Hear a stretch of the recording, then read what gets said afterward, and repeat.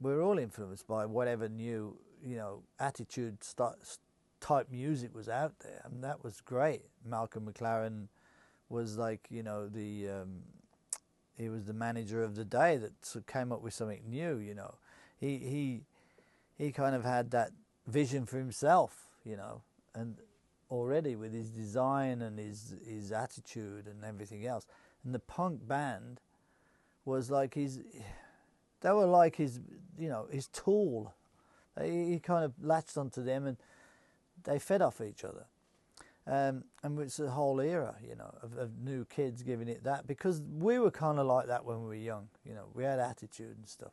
I mean, look at the modern rockers, you know, the Teddy Boys. It was just a newer version of that. So that's why we would have picked up on it, because we just like that raw, say what you want, do what you want, you know, and that's all about the music and your attitude and what you're feeling as a kid at that time in that generation. Who doesn't love that, you know?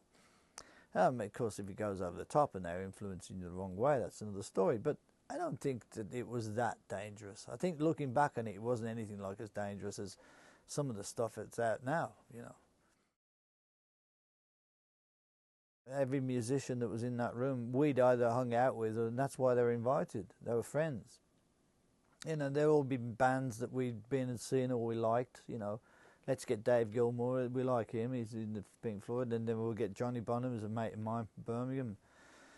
You know, it all kind of went that way. The Who, of course, you know, Moody started with The Who at the Marquee Studios, and everybody basically was in town who could make it. And it was a very, very simple theme. It had to be, because it was an experiment on a piece. Nobody was reading any music, so it wasn't complicated. So we all had to sit down and just play the same and get a big sound, really. You see, what they do in studios is that and orchestras, is that they all play the same note, but they're all slightly out of tune. Slightly. And it gives it a bigger sound. The oscillation between the notes gives a big sound. And people can do that electronically now, of course, and get a big sound playing once and then double it and treble it and 32 times or whatever. But that was just a bunch of people all playing at the same time. So it was a live, you know, thing of what you can do in the studio. But it was an actual live version of that. And that's why it's called Rockestra, because it being an orchestra of rock musicians rather than, you know, the norm.